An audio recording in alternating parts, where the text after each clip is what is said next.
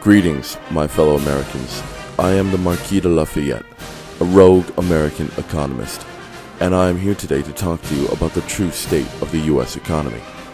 For those of you who follow the jobs report, the numbers for January were released a week ago. Economists had been polled, and the predictions on the low end were 55,000 new jobs created. On the high end, 155,000 jobs were expected. The actual jobs numbers for the month of January, 36,000 new jobs.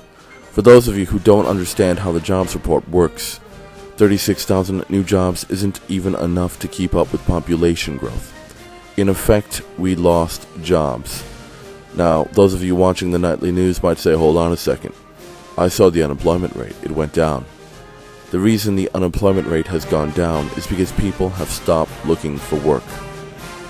The way the unemployment rate is tallied, only those people who are looking for work are counted.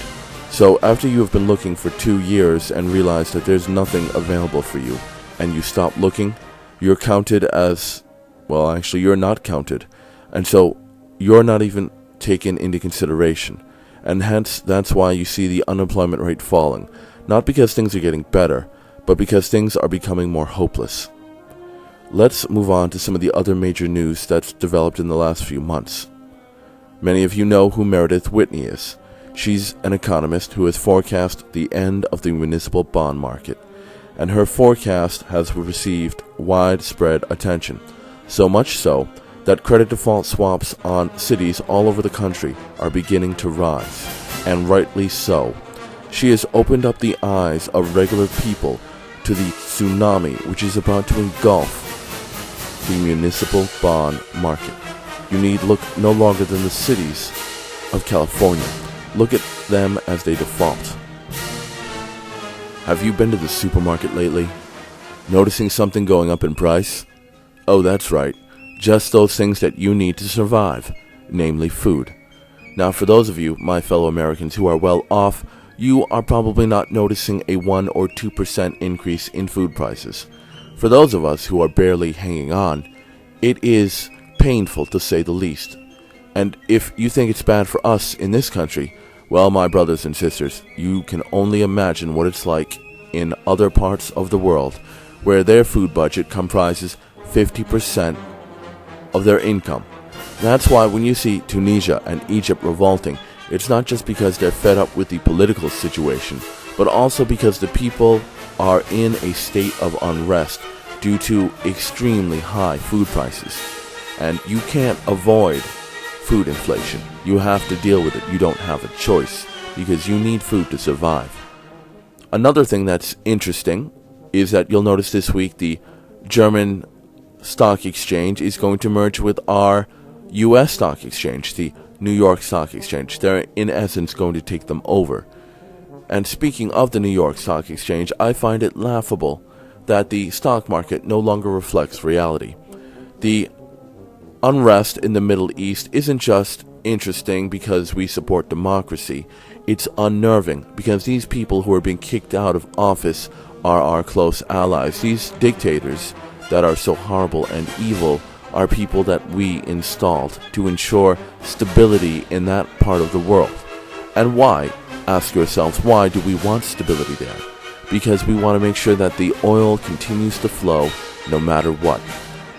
It's not just confined to Egypt and Tunisia, the instability. It's spreading now to Syria. And there are even murmurs that it's moved into Saudi Arabia, the world's leading oil producer. And yet our stock markets don't show any change. But I'm sure many of you have noticed the increase in gas prices in the last few weeks. That's definitely something that you can see happening immediately. But the disconnect is fascinating, don't you think? One final bit of news. Propaganda is what it is, really. Maybe you've been watching TV or reading on the internet how President Obama and the United States government are claiming that they want to exit Freddie and Fannie Mac, saying that they want to get out of the housing industry altogether, and that this can be done within 5 years.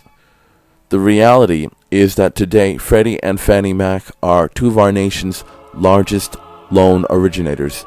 If I recall correctly, something like 90% of all new home loans come from them, one way or the other. So if the government were to withdraw from them, two things would happen. Either no one would issue loans, or loans would rise in interest rates. The interest rates of loans would rise so high as to be unaffordable. In either scenario, the housing market, or what remains of it here in the United States, would completely collapse. And all of you are now aware of what happens when the housing bubble bursts. So just imagine that every home on your street can't sell. And that's what the future would be. So it's funny that they try to make it like they can actually leave the mortgage market. That cannot happen. They know that. But they're trying to fool people, trying to fool investors and regular people into thinking that the economy is actually improving so that you will spend again, or perhaps even buy U.S. treasuries. No, that is not going to be the future for you or for me. Darkness is coming. But at least we're going to be prepared when it gets here. Thank you for your time, and I hope to talk to you again soon.